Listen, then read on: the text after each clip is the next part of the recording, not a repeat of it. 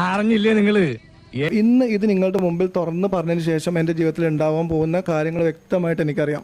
ഒന്ന്, അദ്ദേഹത്തെ പോലൊരു വ്യക്തിയെക്കുറിച്ച് പറഞ്ഞു കഴിഞ്ഞാൽ എനിക്ക് സമാധാനപരമായിട്ട് ഇനി തിരിച്ച് നാട്ടിലേക്ക് പോകാൻ പറ്റുമെന്ന് പോലും എനിക്ക് ഉറപ്പില്ല. ഇത് ഞാൻ ുമ്പോൾ മുതുകാട് സർ ഞങ്ങളുടെ ദൈവമാണ്. സർ ഉള്ളത് കൊണ്ട് മാത്രമാണ് ഞങ്ങൾക്ക് ജീവിക്കാൻ കഴിയുന്നത്. ഇങ്ങനെ ഷാവ് പറഞ്ഞേ മതിയാകൂ എന്നോട്. ഇത് ഞാൻ പറഞ്ഞാൽ പൊക്കി പറഞ്ഞോളാം, മനസ്സിലായോ? അതിനുള്ള ക്യാഷ് ഞാൻ വേറെ പേ ചെയ്യുന്നുണ്ട്. ഇത് ഞാൻ മാത്രം പറയുന്ന കാര്യമല്ല. അദ്ദേഹത്തിന്റെ അവസാന പരിപാടി നടന്ന പ്രോഗ്രാമിന്റെ വീഡിയോസ് എടുത്ത് നോക്കിയാൽ നിങ്ങൾക്ക് മനസ്സിലാവും. ഇതേ കാര്യം അവിടെയും ഒരമ്മ പറയുന്നുണ്ട്. ഇതേ കാര്യം പറയുന്നവരെ മാത്രമേ അവിടെ നിർത്തുള്ളൂ.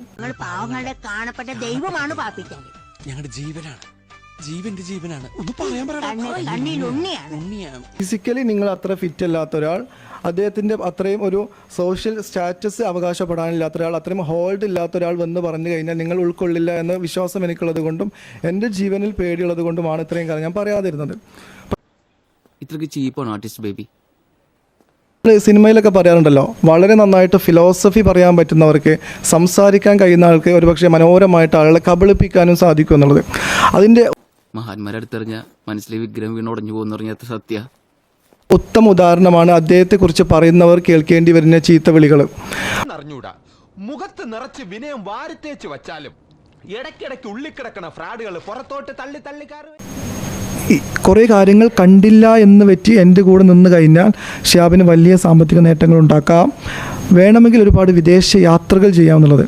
ഇങ്ങനെ ഒരു നാറിയ പണിക്ക് കൂട്ടിവെക്കാൻ എന്നെ കിട്ടില്ല പറയുന്ന സമയത്ത് ഇനി എനിക്കുണ്ടാവുന്ന കാര്യങ്ങൾ എന്തൊക്കെയാണെന്ന് ഞാൻ പറഞ്ഞല്ലോ.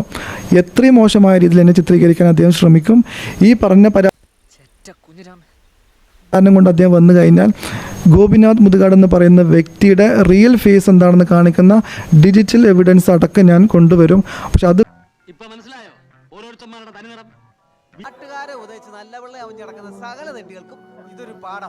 ദൈവത്തിന്റെ കയ്യിലാ. ഭാഗ്യമുണ്ടെങ്കിൽ നമുക്ക് വീണ്ടും കാണാം. വരട്ടെ.